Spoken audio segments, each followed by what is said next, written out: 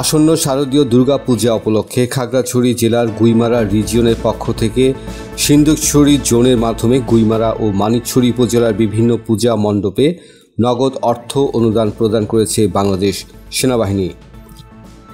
বুধবার 24 সেপ্টেম্বর দুপুর 1টায় Sindukchhari zone commander lieutenant colonel Ismail Shams Azizi puja উদযাপন কমিটির দায়িত্বপ্রাপ্তদের হাতে অনুদানের টাকা তুলে দেন।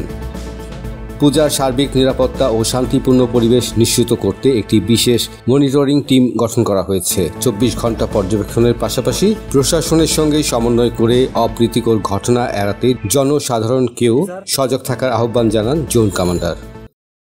বেসিক্যালি এটা আমাদের জোন এবং মূল হচ্ছে রিজিয়নের পক্ষ থেকে, রিজিয়ন কমান্ডারই আসলে এই উদ্যোগটা নিয়েছেন।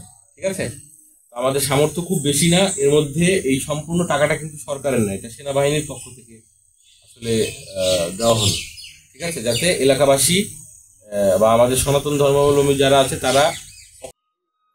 গুইমারা মন্দির কমিটির সভাপতি নির্মল বণিক সেনাবাহিনীর এই উদ্যোগের প্রশংসা করে বলেন, আসন্ন দুর্গাপূজা উপলক্ষে গুইমারা রিজন এবং সিন্দুকছড়ি জোনের পক্ষ থেকে আর্থিক অনুদানটা পেয়ে আমরা আন্তরিকভাবে আনন্দিত। আমাদের পূজা কমিটির পক্ষ থেকে সিন্দুকছড়ি জোন বা সেনাবাহিনীকে অত্যন্ত ধন্যবাদ জানাচ্ছি।